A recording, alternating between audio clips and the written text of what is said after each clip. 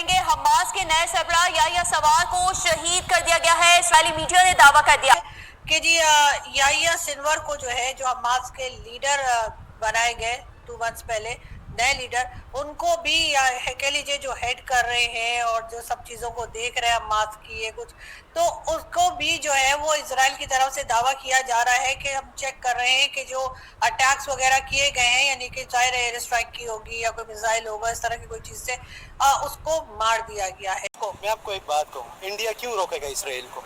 हाँ, वो अपने दोस्त को क्यों रोकेगा? हाँ, इंडिया और अमेरिका ये पुराने दोस्त है और इनकी ये चड्डी के दोस्त है एक दूसरे अच्छा। के, ठीक है?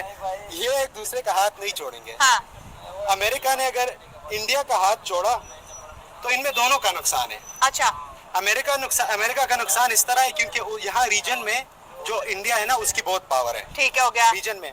और अमेरिका दुश्मन है चाइना का, ठीक है, यहाँ पे रशिया का, और रशिया और चाइना के जो टक्कर का मुल्क है वो इंडिया ही है। कि इजराइल ने याह्या सिनवार को कत्ल कर दिया है। याह्या सिनवार जो है एक prominent Palestinian political and military leader थे, हेड ऑफ हमास थे इस वक्त। इससे पहले आपको याद होगा कि जब ईरान के अंदर हमास के लीडर को IRGC के कंपाउंड के अंदर इजरायलियों ने कत्ल कर दिया। बहुत बड़ी खबर, और खबर यह है कि जो हमास का सबसे बड़ा जानवर था याह्या सिनवार मारा गया है, एलिमिनेट कर दिया है। किसने? इजरायली फोर्सेस ने। नमस्कार दोस्तों, जय हिंद। इजरायल और फिलिस्तीन संगठन हमास की एक साल से जारी जंग में इजरायल सेना को बड़ी कामयाबी मिली। इजरायल डिफेंस फोर्स IDF ने हमास के चीफ याह्या सिनवार को मार गिराया। IDF गाजा पट्टी के हमास के ठिकानों पर टारगेट करते हुए एयर स्ट्राइक की। इसमें सिनवार मारा गया। सिनवार सुरंग से निकलकर सुरक्षित जगह पर भागने की कोशिश कर रहा था और तभी ढेर कर दिया। इतने ड्रामेटिक वे से ये आदमी मरा है और इसकी हालत ये थी कि चिथड़े उड़ा दिए इस बंदे के। मैं बार बार बोलता हूँ मोदी जी को, मोदी जी आपको ये काम जो इजराइल कर रहा है ये आपको भी करना पड़ेगा। और आपको मालूम है कि गाजा के अंदर मारा गया है और कहीं नहीं। ये पहले कहाँ बैठा हुआ था? ये कतर में बैठा हुआ था और ये यहाँ पर आता ही नहीं था।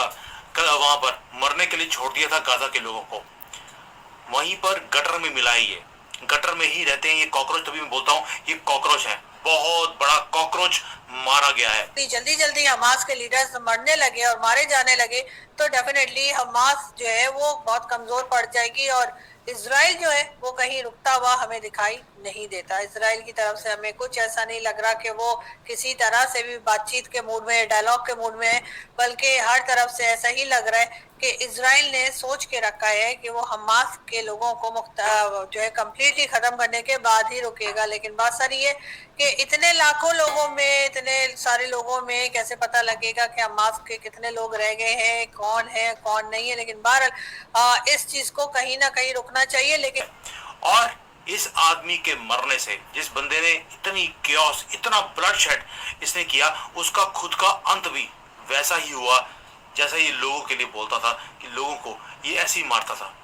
ये जो याह्या सिनवार है ये मास्टरमाइंड भी था वही अक्टूबर 7 को, जो इसने इजराइल में जाकर 1200 से ज्यादा लोगों को मार दिया, 250 से ज्यादा लोगों को ये हॉस्टेज, बंदी बनाकर ले गया था और खुद आज ये ऊपर पहुंच गया है और 72 हुरों के पास कुछ नहीं कर पाएगा। इसको ऊपर का नीचे का सारा कुछ फोड़ दिया है।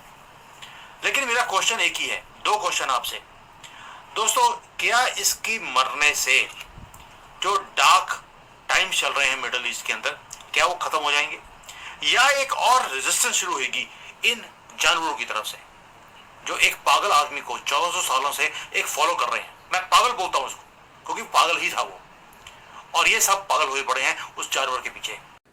अटैक बातें आगे चली गई। इजराइल के पास इनकी बॉडी है और इनका DNA टेस्ट हुआ था। DNA टेस्ट के बाद इनको पता चला कि साहब ये कंफर्म्ड है कि ये याह्या सिनवार है and as a matter of fact ये एक छोटे से बैटल के अंदर लड़ता हुआ मारा गया।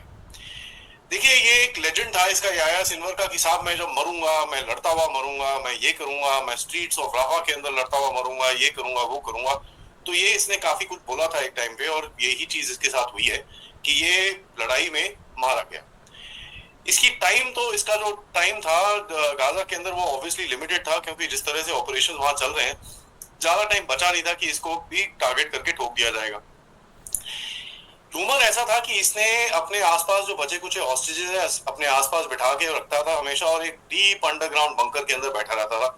तो इट इज वेरी इंटरेस्टिंग कि एक ओवरग्राउंड एरिया में था और कुछ और टेररिस्ट के साथ था जहां पर इसको मारा गया था। और क्या भारत को यही चीज नहीं करनी चाहिए इन जानवरों के साथ? ये तो कॉकरोच है, ये भर भर के आते हैं यहाँ पर, और एक ही मकसद है इनका कि जिस कंट्री में जाते हैं उसको इन्होंने तबाह करना होता है। हो चुका है, और वो ये है कि इजराइल की फोर्सेस ने हमास के नए मुंतखब करदा, जो अभी इस्माइल हनिया के बाद लीडर बने थे, यहिया सिनवार, उसको कत्ल कर दिया है, उसको मार दिया है। खुद तो ये गटरों में रहते हैं, ये चाहते हैं कि वो कंट्री भी गटर बन जाए। बांग्लादेश, पाकिस्तान सब गटर कंट्रीज हैं, और वहां से आकर ये भारत को कहते हैं अब हमने इसको तबाह करना है। इजराइल के साथ भी ऐसा ही है। इजराइल के आसपास जितने भी कंट्रीज हैं सारे गटर कंट्रीज हैं, और वो इजराइल इतनी डेवलप्ड कंट्री है, मैं जाकर आया हूं वहां पर, मैं दंग रह गया था भाई। मानना पड़ेगा इतने बड़े रेगिस्तान में क्या कंट्री बनाया उन्होंने। ठीक है, तो इसीलिए इंडिया जो है ना यूएसएस को कभी नहीं छोड़ेगा। हाँ। On the other side India कभी यूएस को नहीं छोड़ेगा। ठीक है। क्योंकि उनकी जो इक्विपमेंट्स आती है मिलिट्री, वो आधे से ज्यादा यूएस उनको देता है। सही हो गया। इसलिए ताकि इलाके में ये सबसे पावरफुल रहे, और ये हमारा चाइना दोस्त है। भी डरा रहे और Exactly, पाकिस्तान वही भी है। चीज़ है। हाँ। तो इंडिया क्यों रोकेगा? इसराइल क्यों को। रोकेगा इसराइल को? नहीं रोकेगा। इजरायलियों ने, और इन्हें वो रेगिस्तान इसलिए दिया गया था कि ये वहां पर भूखे मर जाएंगे।